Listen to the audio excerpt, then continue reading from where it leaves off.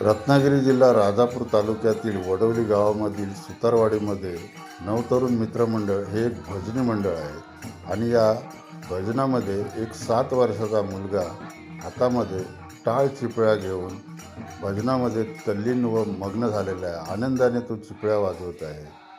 तर खरोखर त्याला बघून असं वाटतं की आजकालच्या मुलांकडे हातामध्ये मोबाईल असतात, परंतु त्याच्या हातामध्ये टाळ चिपळ्या आहेत. तसेच या भजनी मंडळामध्ये हा 9 वर्षाचा एक मुलगा जो ढोलकी वाजवतो आहे, उत्तम प्रकारे ढोलकी वाजवतो, तो ढोलकी वाजवण्यामध्ये मग्न झालेला आहे.